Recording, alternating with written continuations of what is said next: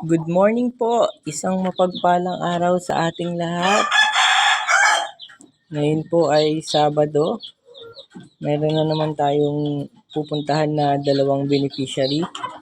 Ang punta po natin ngayon ay sa Muntinlupa. Dalawa po yung ating pagbibigyan. Pinagsabay na po natin kasi halos isang lang po sila, isang lugar lang po sila.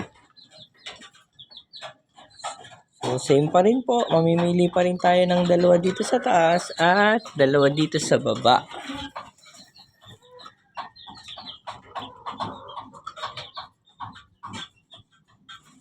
Ayan po sila. Pinakain ko muna sila para pagbiyahe nila. Medyo busog.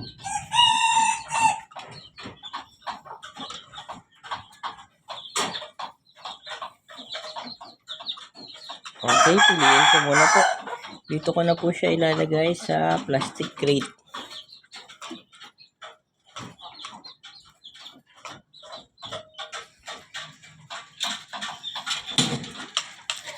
Ayan, ito na po yung napili natin. Kasi karamihan na dun sa mga bunny natin ay white. So, dito, yan. Male and female na po yan. Dito yung isang group. Tapos, dito naman yung isa. Ito yung male, ito female. Ito male and then female. So, malalaman na lang po yan ng ating mga beneficiary yung parehong white kapag medyo lumaki na sila. Alam nyo na, pagka male, magkakaroon sila ng egg. Ayan po.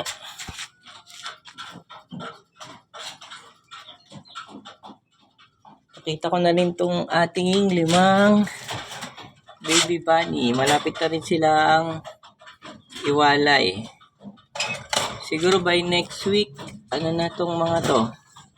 Malalakas na silang kumain. Ayan.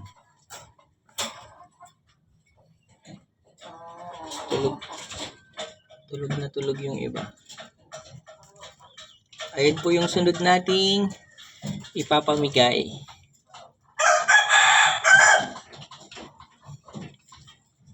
So, dun po sa mga humihingi rin po, yung mga nagko-comment dun sa post ko, abang-abang lang po. Malapit na rin po yan sila. Okay po, salamat po.